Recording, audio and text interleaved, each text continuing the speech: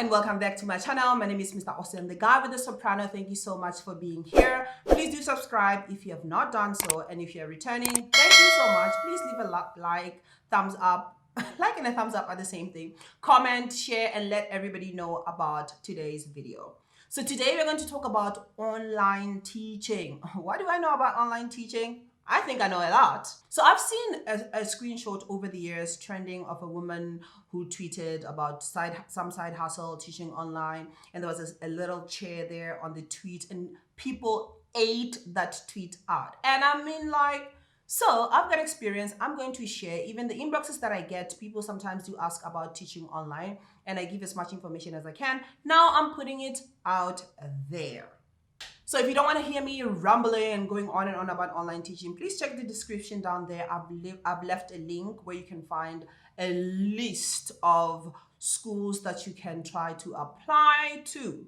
But if you would like to know more on how you can do it and what you need, stick around. So let's get into the first requirement, which is the fast, stable internet. You're going to be required to have a fast, stable internet, and usually many of these companies will require you to have at least a minimum speed of 4 Mbps of upload and 8 Mbps of a download. I'll put a tag here so that you can understand what I'm talking about. Next, you're going to be required to have a very quiet environment. A very quiet environment, if you've heard or seen tweets that people say you can teach in cafes or anywhere, unless maybe you have your own private practice or your own private students, you can do that. But majority of the companies, even the companies that I worked for, they'd ask that we have a very quiet environment. You wouldn't want to be in a class where there's like noise in the background, because even on a phone call, if there are people in the background talking, it's very destructive. The next thing that you need to do is you have to be prepared to work odd hours. Most of the schools are in Asia and China and Vietnam and some other Asian countries as well. So there's a time difference between 4 to 6 hours. The Asian countries are ahead of African countries. So you need to be prepared to work odd hours. I'll get into that later when I share my experience as an English teacher online.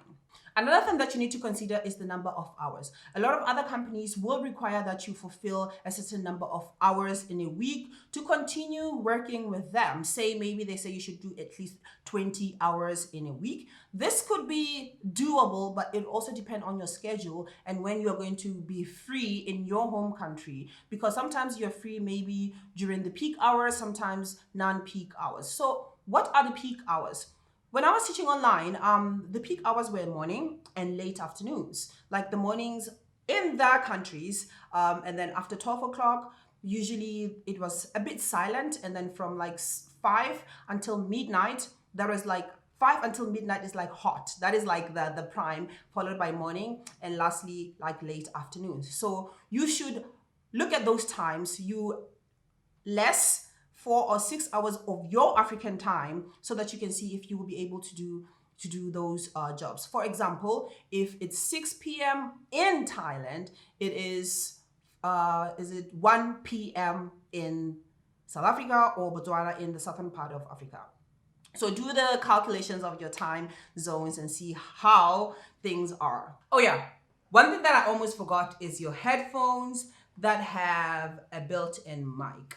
This will provide you with better sound and better hearing. This is another thing that you're going to need, especially if you're from South Africa and Botswana or the southern part of Africa or any other part of the world where electricity is a problem, load shedding. Make sure you have an extra battery that will charge your laptop and an extra side of the internet. A stable internet is very important. Always have a backup, because once the power cuts, the internet goes off, you can get in trouble with your company. They don't care if you say, oh, there was no electricity. So they will realize that, okay, this person does not have is not reliable. So why should we keep them? So make sure that you have a backup. So without electricity and internet will send a bad reputation to them and you might get fired. You're going to find yourself waking up at the odd hours. I used to wake up at 2 a.m. back when I was working full-time in Botswana, because I needed to be in my class at 3 a.m. 3 a.m. in Botswana is like 8 a.m. in Vietnam. So I needed to wake up that time so that I get ready. 3 a.m. I'm in my classes. I'd finish at around like 7 a.m. when people leave for work. And then that is the first half of the the working hours, and then I will resume, say around like 4 o'clock my time, which is like evening times. That is what, like the peak hours, up until like 7 at night. So those are the times that you would need to compromise if you want to make good money, or if you want to meet the hours that I needed, or better yet, weekends. So you won't have fun during the weekends, you won't rest if you have a full-time job. All right, now that we have touched on the important things that I needed, the internet and the backup of the internet and the electricity, and we've talked about the times that you might have to compromise, the space that you would need, and you're going to need a laptop. You're going to need a laptop or a computer. Very few companies use apps, and also apps don't really pay that much. You can look into apps. I've never taught with an app. I've just taught with using computers. So how does the procedure go? This depends with every school. I worked with Topica Native before, and how did I get the job? I was lucky. Really, they actually found me. They found me, one of the representative back in 2015. They went into my DMs and just my inbox rather. They sent me a message. I responded, and the conversation went on from there until I got the job. How did they find me? Every time I tell people in my videos that when you are looking for jobs teaching abroad in Asia, Southeast Asia, or anywhere else, Facebook is a very powerful tool. I remember when I started in 2015, I was putting out my profile in those groups. I was sending out messages, putting out profiles, and I believe they found me there. So how did the procedure go like? So let me take you through my procedure until I got employed. First, they went into my DMs. I responded back to them, and I gave them my email. They sent me a proper email of a job, of a position, and then the email also had a document with requirements that I needed to provide, my certificates, TOEFL and degree, and I needed to also do a speed test on my laptop. So I did that, and I took a screenshot, and I sent everything back to them. The next day, they responded, and they set an appointment on to have an interview, a face-to-face interview, and also for them to confirm the speed and do whatever that is needed. So they did that. Actually, it was very fast because they contacted me in the morning and we did it in the evening. So we did that in the evening, and then the next day, the morning, they sent me a response that, okay, everything that we have done, I've passed the interview, my internet speed also had passed, and my environment as well had passed because it was not noisy. That was great. And then they also sent in a list of days that I should choose when they can do a training with me. Listen, everything was very quick. Yeah, we did the training the next day, and then after the training, they sent me again days that I can take the final mock, which was assessed. So I took it the next day. So everything took like 5 days. So I took it after 24 hours, and then I got a response again after 24 hours that I've passed everything. If you look at the screenshot, the whole thing started on the 5th of November. By the 8th or 9th, everything was completed. They sent me a contract. I looked at the contract. I filled the contract, signed everything, and delivered everything to them. I think we had finished everything by Friday. Yeah, by Friday. So now after that, they set out my my account as a teacher. So I had to go in and look at that LMS. LMS is that learning management system that every other company that teaches online does. So that happened very quickly because that is 2015. This company, Topica Native, that I worked for, they had recently, like a year and a few months, they had launched this system, this teaching online system. That is when teaching online was, becoming hot. So they were looking for teachers. So everything, it took me 5 days. For other companies, it can take a very long time. It depends on the procedure, on the system, on how they do things. They found me, but if you're going out looking for them, it might take a long time. We finished the whole process in less than a week. What I want to tell you is that you're gonna go through stages upon applying interviews, trainings, your tests, your marks, to see that you understand the system, that LMS system. So it took us less than 5 days, let me just say a week, for everything to be sorted. And now I had to wait for another week because the school had a day where everybody had to choose that time, that hours, and they have to wait to check if it was approved. I think it was a Thursday where everybody had to choose that hours, and then Saturday morning you get back your reply to see if you got those hours. If you need any change, you send. By Sunday evening, everybody knows what they are doing on Monday.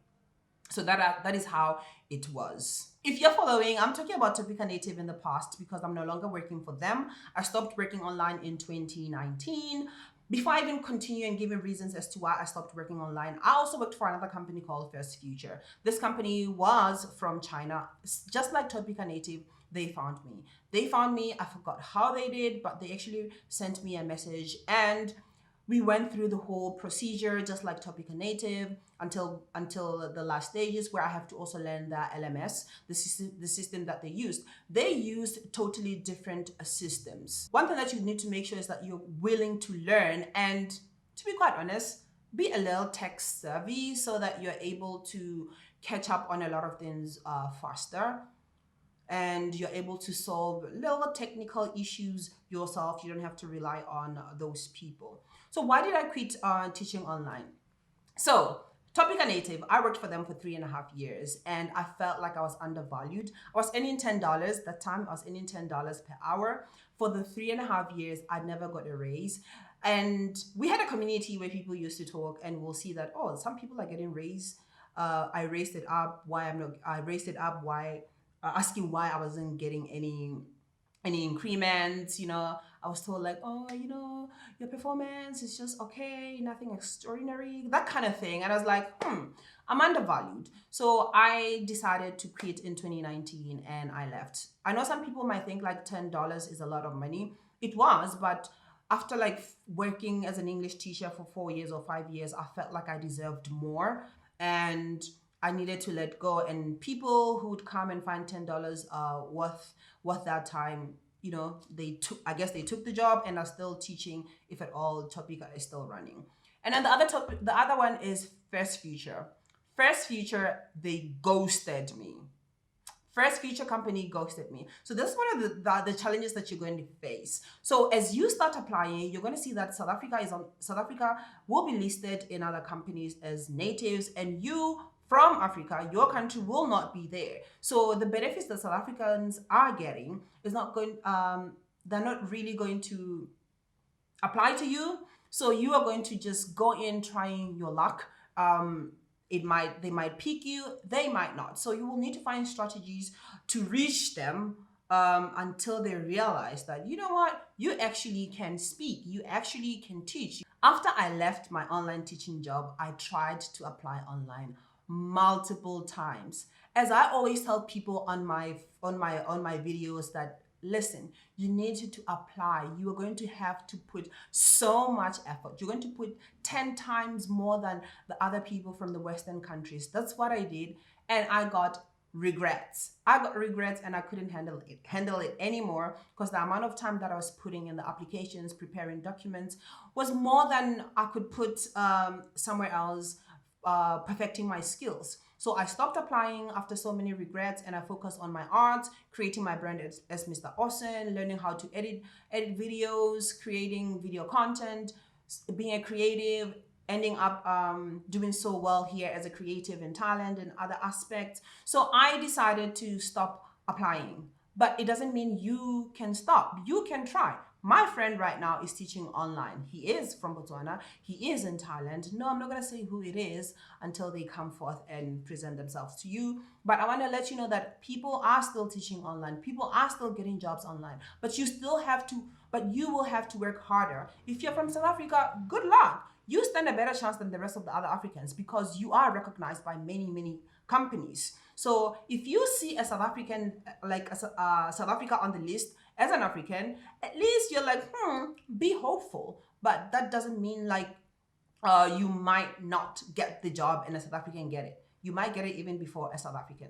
And another way that you might get a job quicker, look for people who work for the organizations. If you look at all these other companies, Camly, they have a referral program. People working there are awarded rewards, monetary benefits for bringing in people. So if you know someone and someone maybe have provided a link, contact them, talk to them, use their link, send them your documents. If that is how the program works, send them your documents and they will send it to their teaching managers, and that is a quicker that way than you having to go through the websites and taking a very long time. So when you have someone who works in the company, they just literally put you into the system. It will now be in the hands of the teaching managers if they really want to take you further. Unlike you go to the websites where you are in a pool of dozens and dozens of applications where maybe they just walk in, randomly pick something. So look for people who are working for those organizations, talk to them, ask if they've got a referral system. If they do, hallelujah, ask them if they're comfortable, referring you. If not, move on and find someone else. I hope this information helps. I hope it's not too long. But like I always say, it is possible that you can get jobs, but you need to work as hard. You need to work harder, 10 times harder than the rest of the other people from Western countries. South Africans are always have an upper hand than other Africans when it comes to this because they are recognized. It's not their fault. It so happened that a lot of countries know South Africa and they consider them as native English speakers, and a lot of organizations know how to process visas and many other things for South Africans than the rest of the other people. So for us in Thailand as Botswana teachers, we had to teach them how to do things, and other Africans as well. They have to convince, show them that they're capable, do the necessary so that we can get our visas properly. That is all that I had for you. If you have any questions, please leave them down there and let's talk like adults. Please don't come for me and don't come for other people. Let's have constructive feedback and comments that can help the next person. Thank you so much. I hope you subscribed. My name is Mr. Awesome. Follow me on my social media platforms. Goodbye.